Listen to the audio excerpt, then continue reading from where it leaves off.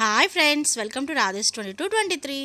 So channel subscribe చేయని వాళ్ళు, first time చూసిన వాళ్ళు ప్లీజ్ ఛానల్ సబ్స్క్రైబ్ చేసుకొని బెల్ ఐకాన్ క్లిక్ చేయండి.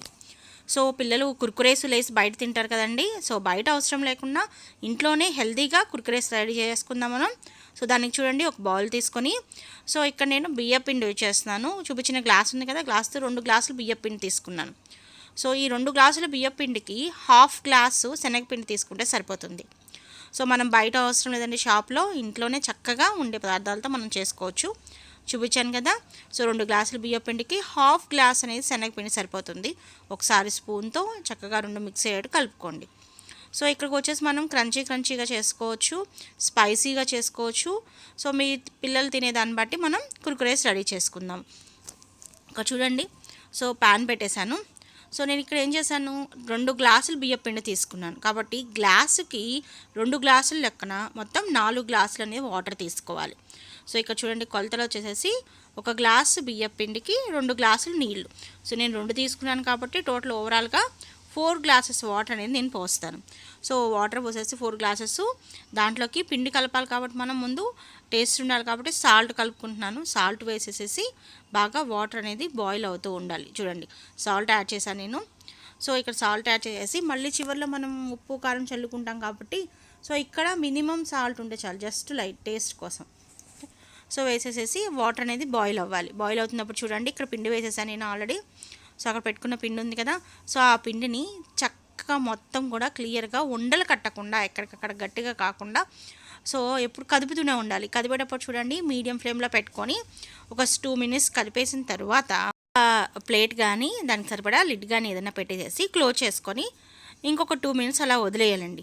సో అప్పుడు ఏమవుతుందంటే మనకు పిండి చక్కగా గట్టిపడుతుంది, మనకు కావాల్సిన కన్సిస్టెన్సీ వస్తుంది. చూడండి, సో మళ్ళీ ఒక్కసారి కదిపేసుకోండి ఈ పిండిని.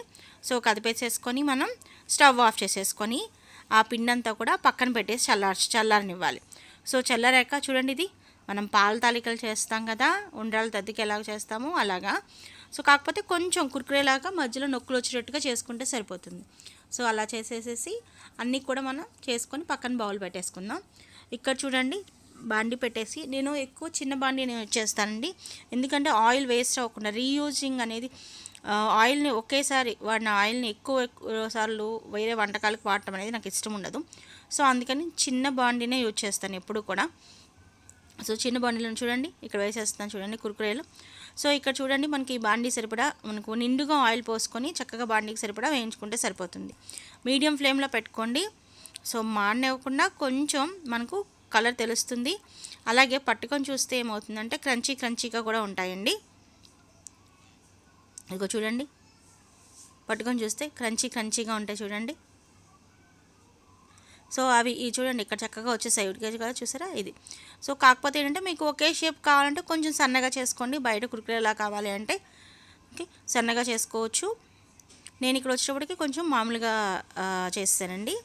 ఇక్కడ అంటే షేప్ చూసుకోలేదు, నార్మల్గా చేసేసాను పిల్లలకు నచ్చేటట్టుగా. అలాగే ఒక బౌల్లో చూడండి, ఇక్కడ మసాలా పౌడరు, ఉప్పు, కారం అన్నీ వేసేసేసి ఈ వేయించినవన్నీ కూడా పెట్టి బాగా వాటిని మనం కలుపుకోవాలి. ఎలా అంటే సో ఆ ఉప్పు కారం అన్నిటికీ కూడా మొత్తం పట్టేటట్టుగా కలుపుకోవాలి. ఇదిగో చూడండి, సో ఇక్కడ కన్సిస్టెన్సీ కారం తగ్గితే కొంచెం కారం యాడ్ చేశాను, మళ్ళీ కలుపుకున్నాను. సో బయట మనకు మార్కెట్లో దొరికేటువంటి కుర్కురేలు ఎలా ఉన్నాయో అలాగే వస్తాయి. ఓకే, సో వీడియోలో నచ్చితే కనుక please like, share and subscribe.